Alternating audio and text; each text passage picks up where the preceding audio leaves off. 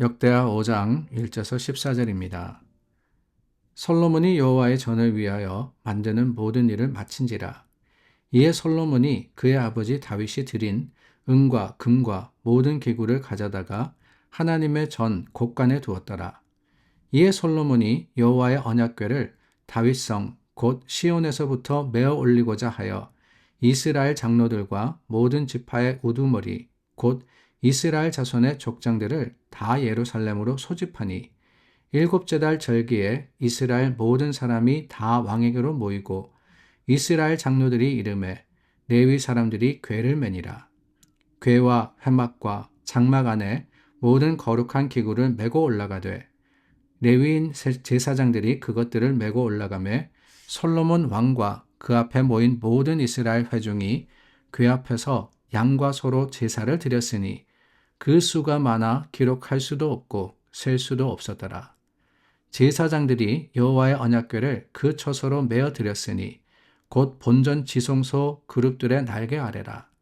그룹들이 궤 처소 위에서 날개를 펴서 궤와 그 채를 덮었는데 그 채가 길어서 궤에서 나오므로 그 끝이 본전 앞에서 보이나 밖에서는 보이지 아니하며 그 궤가 오늘까지 그곳에 있으며 궤 안에는 두 돌판 외에 아무것도 없으니 이것은 이스라엘 자손이 애굽에서 나온 후 여호와께서 그들과 언약을 세우실 때에 모세가 호렙에서 그 안에 넣은 것이더라. 이때에는 제사장들이 그 반열대로 하지 아니하고 스스로 정결하게 하고 성소에 있다가 나오매 노래하는 레위 사람 아삽과 헤만과 요두둔과 그의 아들들과 형제들이 다 세마포를 입고 제단 동쪽에 서서 재금과 비파와 수금을 잡고 또 나팔 부는 제사장 120명과 함께 서 있다가 나팔 부는 자와 노래하는 자들이 일제히 소리를 내어 여호와를 찬송하며 감사하는데 나팔 불고 재금 치고 모든 악기를 울리며 소리를 높여 여호와를 찬송하여 이르되 선하시도다 그의 자비하심이 영원히 있도다 하매 그때 여호와의 전에 구름이 가득한지라. 제사장들이 그 구름으로 말미암아 능히 서서 섬기지 못하였으니 이는 여호와의 영광이 하나님의 전에 가득함이었더라. 계속해서 솔로몬의 성전 건축을 저희가 나누고 있습니다. 오늘은 성전 건축에 관련해 가장 중요한 사건을 기록하고 있습니다. 솔로몬이 성전을 말씀대로 지었고 그리고 그 안에 필요한 여러 기구들과 또한 제사 드리게 있어야 하는 것들을 설치합니다. 그런데 그것으로 성전 건축이 끝났냐? 아닙니다. 단순히 건물만 완성한 것으로 끝을 맺을 수 있는 것이 아니었습니다. 오늘 말씀대로 성전이 완성되기 위해서는 반드시 있어야 하는 것이 있었는데 다름이 아니라 하나님의 언약궤가 안치되어야 되는 겁니다. 지성소 안에 모셔져야 되는 거예요. 성전 안에 안치된 언약궤, 왜 이것이 마침표가 되느냐, 그것이 완성이 되느냐. 오늘 말씀해 보니까 그 안에 두 돌판이 있다라고 이야기를 하죠. 이 돌판은 우리가 잘 아는 십계명이 새겨진 돌판입니다. 십계명이 새겨진 돌판은 하나님과 이스라엘 사이에 언약이 체결되었다라고 하는 오늘날로 이야기하면은 일종의 계약서다라고 할 수 있을 것 같아요. 어떤 내용이냐? 이스라엘이 하나님과 맺은 이 언약은 하나님이 이스라엘의 백성이 되고 이스라엘은 하나님의 백성이 된다라고 하는 겁니다.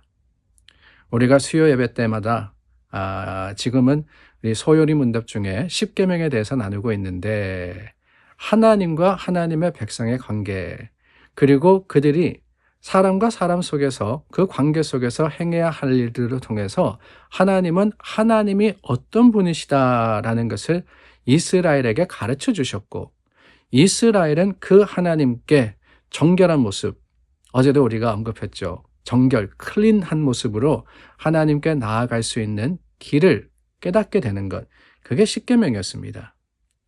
그러므로 여러분, 이 두 돌판이 든 언약궤가 성전에 안치되었다라고 하는 것은 그 성전을 통해서 하나님과 이스라엘의 관계가 바르게 맺어지게 되었다라는 그런 의미를 품고 있는 겁니다. 하나님이 언약궤가 있는 성전에 임하실 뿐만 아니라 그 백성들에게 은혜를 베풀어 주시겠다. 언약궤가 있는 그 성전에서 예배드리며 또한 제사하며 이스라엘은 하나님의 뜻을 구하고 그 뜻대로 살아가게 되고 하나님을 섬길 뿐더러 주님의 계획과 섭리 가운데 행하겠다고 다짐하는 것이며 또한 하나님은 그 십계명을 통해서 이스라엘에게 주신 약속을 완성하시겠다라고 선포하시는 겁니다. 그 증거로서 언약궤가 성전에 놓여지게 되자 이 일에 대해서 하나님이 어떻게 응답하시느냐 13절과 14절 말씀해 보니까 그 성전에 구름이 가득했다라고 했어요. 성경에서 나오는 구름이라는 것은 하나님의 임재를 뜻합니다. 하나님께서 그곳에 계시다라는 것을 보여줄 때 구름이 나타났다, 가득했다 이런 표현을 써요. 그래서 이스라엘의 40년 광야 생활 때도 하나님께서 낮에는 구름 기둥으로 그들을 인도하셨고 밤에는 불 기둥으로 인도하신 겁니다.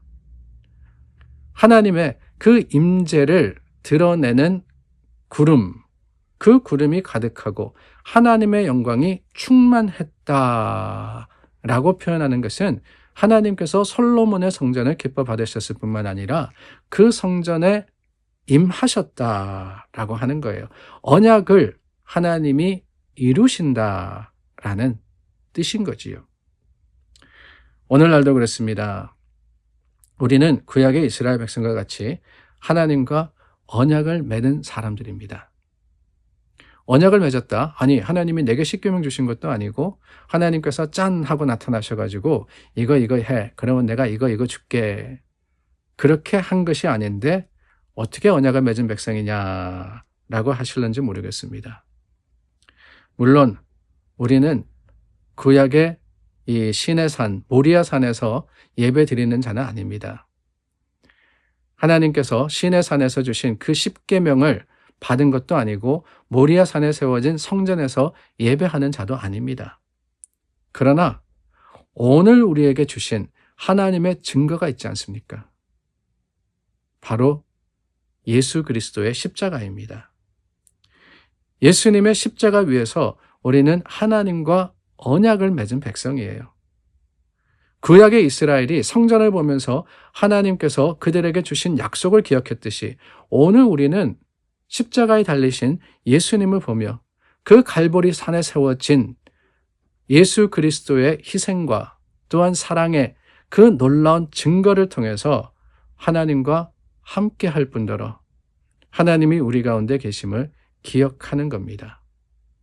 그래서 여러분, 성전이 이스라엘의 삶의 중심이 되었듯 오늘 우리에게는 십자가가 신앙의 핵심이 되는 거예요.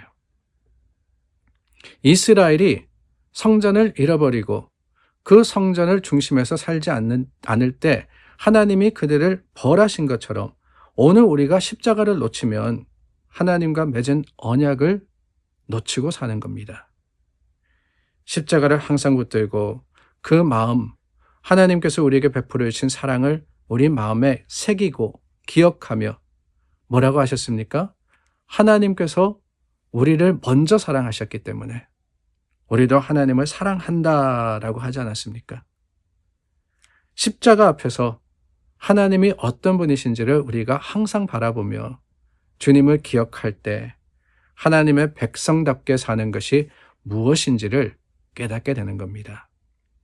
십자가 그러니까 오해하지는 마시기를 바랍니다. 교회 앞에 정면에 세워진 그 십자가만 바라봐야 된다. 그런 뜻이 아니에요.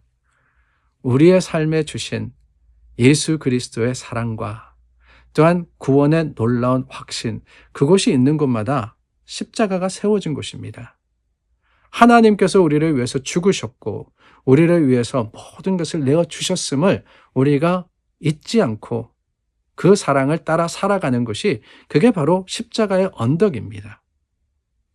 그러므로 여러분, 오늘 여러분들은 어디에 계시든 어떤 삶의 모습으로서 하루를 살아가시든 늘 여러분들의 시선이 예수 그리스도의 십자가를 향하기를 원하고, 그것이 이스라엘에게 성전 중심의 삶이 되었듯 오늘 하나님 중심의 삶을 사는 우리 모두가 될 수 있기를 간절히 소망해 봅니다.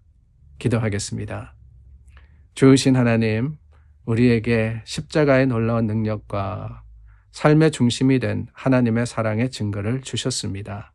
오늘도 주님 안에서 믿음과 소망으로서 살아가며 그 십자가에 부끄럽지 않는 하나님의 백성으로서 행할 수 있도록 우리 마음과 생각을 이끌어 주시옵소서.